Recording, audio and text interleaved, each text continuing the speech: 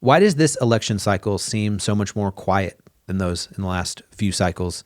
And also, what are we as a local church doing to equip our people in this political season? Welcome to the To Be the Church podcast, where we explore what it looks like to truly be the church in today's culture. Andrew, it's been a couple weeks, my man. It has. So how many episodes technically have we missed, Tyler? I think 2 in a row. 2 in a row. Yep, so maybe the first time we've ever missed 2 in a row in our 9-year history, 10-year history. Wasn't there a little bit like in 2017 where we took a month off? I don't remember that. Dude, I'm looking right now. September 27th was our last episode, and what we are currently recording will be coming out on October 18th. Yeah. So where do you get off? What? Who do you think you are? Why did we do this, I'm Tyler? busy, man. What's our problem? I'm not blaming you, but maybe we should blame Ben because he's not here today. Yeah, no, I think, well, there was a point where 2 weeks ago where it's like, I think you were out for the week, Cody was out for the week, and Josh was like, hey man, we need to do a TBTC. And I just looked at him, I was like, do we? No. And so, it was a nice little break while other things were going on, but we were back. And we will never let you down again. Hopefully. Yeah. Okay. So dude, our last episode, Politics Fulfilling Our Spiritual Needs, was the title of it. Do Christians use politics to fulfill their spiritual needs and then go to church to have their political biases affirmed? Was the, it was a Zach Eswine quote that our friend Tyler, not you, but another friend named Tyler had put on line, and we discussed it. While we were recording, I texted him, asked a couple questions about where it came from. Yeah. And he was replying to me, and the next day he texted me again. He's like, so that's why you were asking, because the episode came out. Yeah, sure.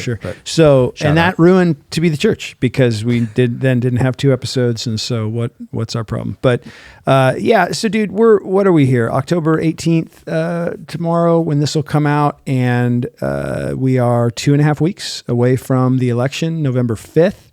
And so politics, all day politics. Dude, okay, so I think, and I said this in the car a couple days ago with a bunch of our leaders. I'm really surprised at how little I'm hearing about the election. Yeah. Not just in general.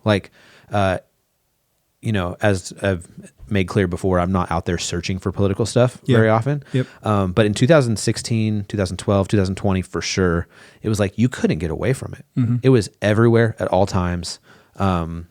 And just like the back and forth, even vitriol and all that, you just could not escape the discourse on the election coming up and just the sides going nuts. Yeah. And I feel like now, outside of local ads on Hulu, mm-hmm.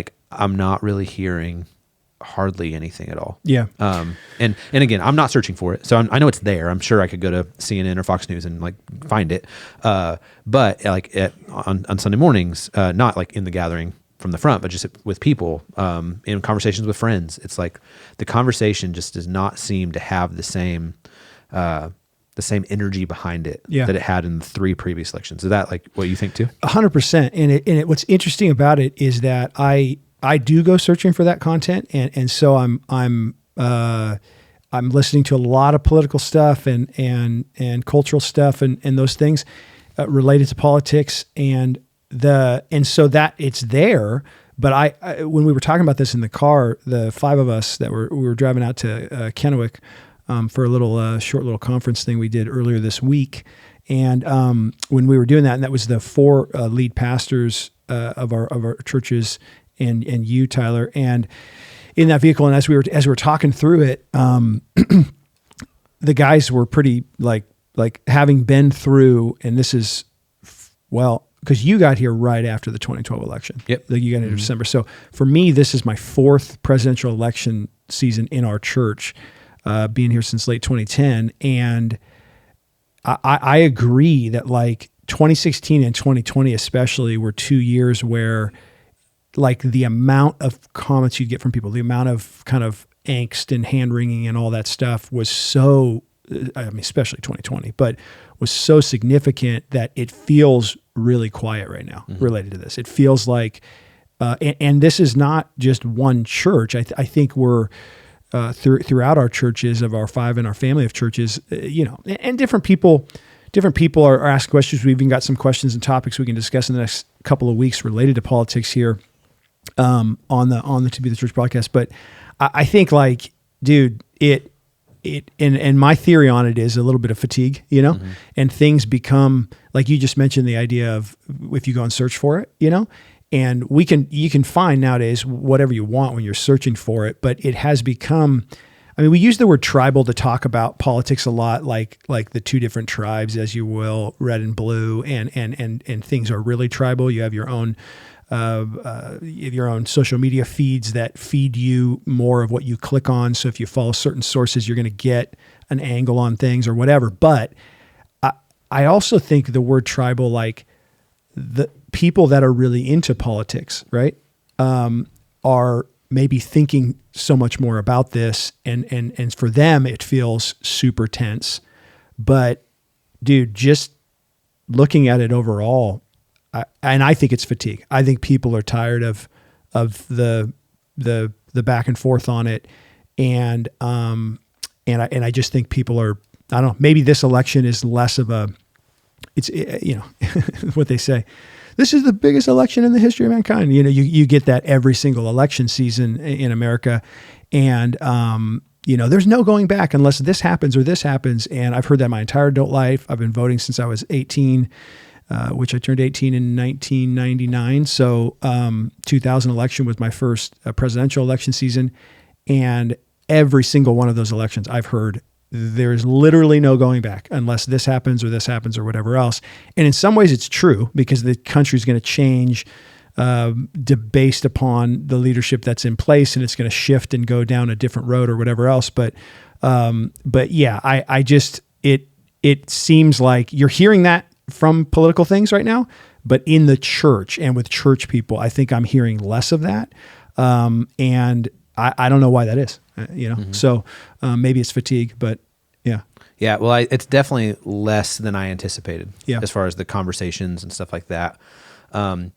Maybe another reason, and again, just a theory, would be that the right and the left have moved so far away from each other that, like, and this is kind of a weird analogy, but it's like that, like, they're so opposite, and significantly, in my opinion, more opposite than they were 20 years ago.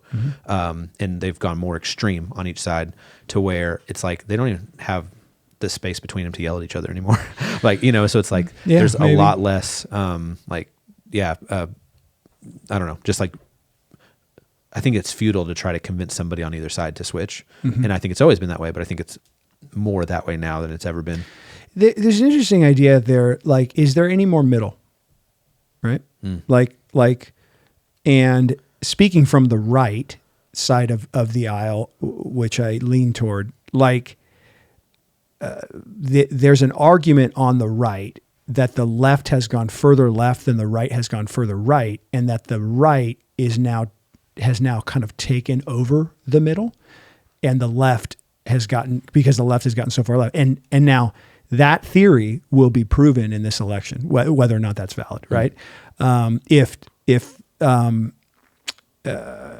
Trump wins again, like, that theory will be proven correct, because there will be enough people in the middle who were formerly on the left who have now, and this is Elon Musk's argument right now. Musk's argument is that the left has moved so far that people like him, who were historically on the left, are now in the middle and they're on the right, right? And so what do you think of that theory? It reminds me of something we went over in the 2020 election, where a pastor had posted like this grid of the different news outlets and where they sit right to left. Yeah. And my anecdotal experience with that grid, as I showed it to people, is that if they were on the left, they said, yeah, that looks pretty accurate. CNN needs to be a little more toward the middle. If they were on the right, they were like, that looks pretty accurate. Fox News needs to be a little more toward the middle. And that was, again, my anecdotal experience with that. Like, it was with a bunch of people I talked to about it. And so I think there is a level where everyone always like thinks that they're more middle than they are. Yeah, sure. Which is funny, because I'm like, I feel like I'm very middle. So I was like, you're so middle, but it's, and so, like, I don't, you just said you lean right. I don't identify with a political party or leaning right or left. Yeah. 0%. I mean, You're the classic person who thinks they're in the middle. I know. That's what I'm saying. Yeah. And so I'm making fun of myself right now. But so that's the only thought it brought up was that was that memory of that. Yeah, I remember that chart, and I remember thinking this chart is way off. But but dude, I think but now, what do you think of that of the premise I just had there of that argument of the results of this election showing that whether or not that theory is correct? Because like if it's super close, if it's like 2020 and I mean 2016 was super close as well. Like both those elections were decided by like 80,000 votes in 5 states, right? So popular vote in both those went to the left. Hillary by 3 points. I think Biden it was like 4.7 points. But the 7, whatever they call them now, there's really 7, but probably the 7 to 9 sort of battleground states decided by like 10,000 votes or like 40,000 votes in light of 3 million votes, right? So those were both pretty razor close elections that you're like, okay, they could have gone either way. Yeah. This one, if it's like that again, I don't think it proves that theory necessarily because if it's razor close. And Kamala wins by, barely wins the Electoral College, but gets the popular vote by a few points. And she'll have to win it by like 5 points, I think, to get the Electoral College. But regardless, if she wins and it's razor close, or if Trump wins and it's razor close, I think that theory is not true. If it's a blowout one way or the other, it'll be an indication that candidate and that party or that side of the aisle has broader appeal, right? And so the theory I threw out there that the left has gone so far left that the right has taken over the middle would result in Trump winning a pretty comfortable victory, right? Now, if Kamala were to win a comfortable victory, it would show the opposite. It would show that like there's broader appeal, or there's broader appeal to either where the left is at, or there's just so low appeal to Trump's personality or whatever that it's going that way. So anyway, I think. What do you think of that? Do you think that idea that if there's a comfortable win either side, it shows the broader appeal of that side? Yeah, it could. I mean, again, I'm not super engaged. I think that one thing that I've noticed just with the people that I interact with is there is not nearly as much of this personality offends me so much that I'm not going to go that direction. Yeah. That I saw in 2020 and 2016. Yep. And even like I think back to Obama, and like a lot of his appeal to younger people was just the personality. It was just like, oh, he's the feel, cool. the vibe. He's cool. Like he doesn't seem like a crusty old man. And so I think that, he literally won 2 elections on that. Yeah. Yep. And so like I think that and the on both sides with Trump and Hillary was like the personality drove so much, and I'm not hearing that at all. And so like one of the things I thought is like if it's a comfortable Trump victory, it could be for that reason. And I'm trying to think of why that is. Is that because people have just like given up the idea that matters, or they've given up the idea that is that having a president of high moral character is feasible anymore, and so you've said before, policy over personality. Yep. I think that's a hill that like a lot of people have not been willing to climb over. Yeah. In past elections, that I think they're like for the visual audience is people that are just like, yeah, I don't know. Yeah, I mean, what are we going to do? And for the audio, right. Tyler just threw his hands up and kind of tilted his head to the side and went, I don't know. Yeah. Right. Yeah. And so I think that. I've seen that at play, or at least just in conversations. Like, I'm not hearing that anymore. And that tends toward the theory I think I said earlier, where there and the data right now shows this trajectory that it who knows? This is not a election predictor, but it looks like it's not only going to be a Trump victory, but probably maybe a comfortable victory, at least where the data's at here 2.5 weeks out. And I think, or where the data's trending, from when Kamala jumped in the race 2.5 months ago. And I think like, but that factor of people being like, at the end of the day, policy and, like I think the hatred for Trump in 2020, and 2020 was so gnarly, obviously, as a year, and people are going to respond with a desire for change when things are as rough as they were there. I think what the last 4 years have been, and dude, if you look back in presidential history, like there was a lot of two-term guys for a while where it was like hard to beat an incumbent, you know? But then in the last several cycles, or last 3 or 4 cycles, it's like we've had these one-term situations, right? And, you know, like you look back to like you had basically 12 years of Reagan and Bush Sr., and then you had 8 years Clinton, 8 years Bush, 8 years Obama. And then it's just gone 4. And so I think the division of the country and sort of the quicker... And it will go 4 again because Biden's not running. Yeah, but his party and the continuation of the VP, like it... Yeah, so I think you might see it sway the other direction, but dude, let's conclude this here. That like as we talk through all that kind of stuff, and one thing that a lot of these political commentators and you know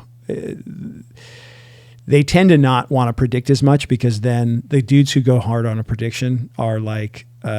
If they're wrong, it's like their career's over. So they tend to want to be a lot more like, who knows? Nobody. But you'll come back to guys going, nobody knows anything. Like, we don't know. Like, is there going to be a whole new slew of voters that nobody's polling or nobody has any idea about that come in? And that's what happened in 2016. Or is there going to be this, you know, low turnout thing and nobody's, you know, people are tired of it or what's going to happen? And so there's no way to predict that. And you only know after the election. But we have been intentional here at Northwest Gospel Church and the family of churches coming into the 2024 cycle. And we talked about this at elder meeting the other night on how we are preparing our people in this season, how we're equipping our people, how we're training our people. And it has to do with the book of Colossians, right? And so, yeah. So we, you know, we're obviously in Colossians, and at elder meeting the other night, Ben brought up, and it's funny too, because like, you know, in just listening to the sermons week to week, it's not branded as like they're teaching me how to think theologically about this election, right? And it's not even like overtly that, right? Yep. It is literally verse by verse going through the book of the Bible. But that book was chosen intentionally, knowing what it would put in our hearts and minds coming into November. Yeah. And so like, there's a great book on writing called Invisible Ink, where the author essentially tells you he's like the best books in the world, specifically fiction. They don't just say like love is all you need.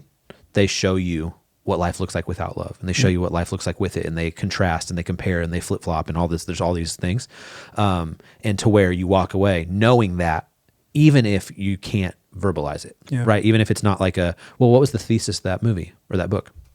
I don't know, but it was awesome. You know, it's like, right, you know, and it's like, I almost, love is all you need. Yeah, right. Yeah. But I almost like, I almost like see like what Colossians has been is like there's some invisible ink there, where it's like by highlighting who Christ is and where his seat is, we're showing people the proper place to put their political hope. Yes. And political hope is a good term, dude, because Jesus is king, right? And so, and it was very intentional choosing this book for this fall, months and months and months ago, that we landed on that. And even before the merger went final, when the merger went final, or when we were, you know, in sort of the soft launch period and working with those 3 other churches about where the fall was going to go and working with their lead guys and the teaching team guys, I told them we're doing Colossians. Like, this is what we're doing going into the fall. And it's something we had been praying through and working toward. And the purpose of it, we have no idea what's going to happen in the election, right? And so many, and dude, I got a lot of friends that are right now teaching, you know, their sermon series this month is on the politics of Jesus, or it's on, you know, voting like Jesus or whatever else. And that's great. You equip your people in those ways and really dive into it. Awesome. We're doing Colossians, and we've been doing Colossians for these last couple months and through the next month and a half because of the supremacy and sufficiency of Christ. And getting our people focused on Christ and building in them the reality of Colossians, in that Jesus is King, from him, to him, through him are all things. He's sovereign in all things.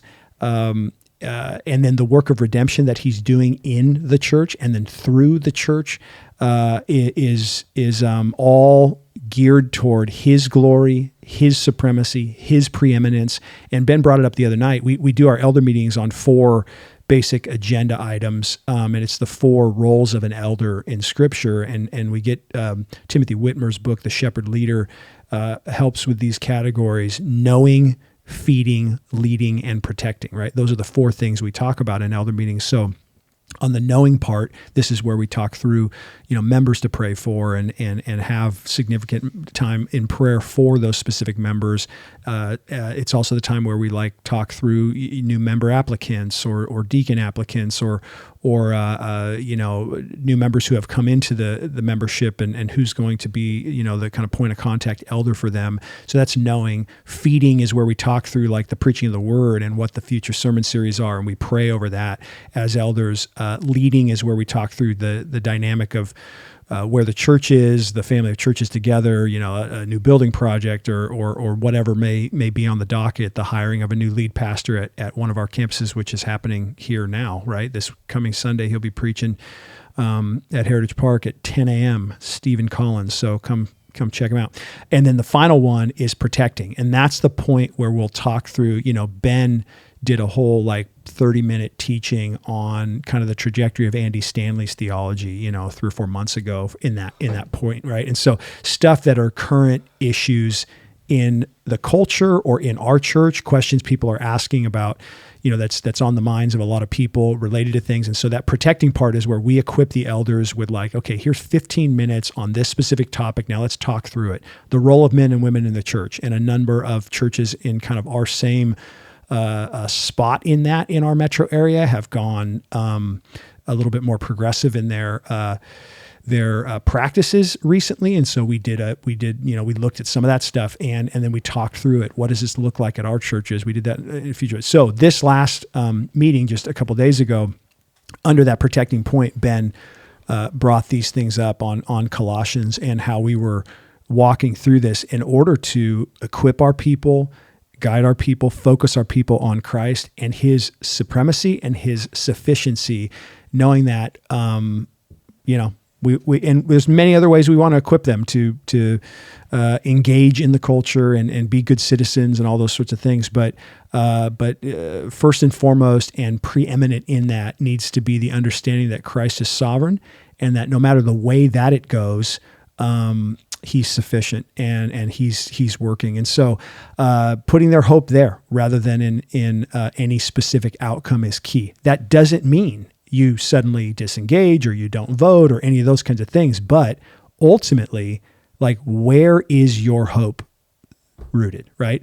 And none of us can control what's going to happen in this election season. To one degree, with our single vote, we should be informed. We should vote. We should know the policies and step in there and make a sound vote.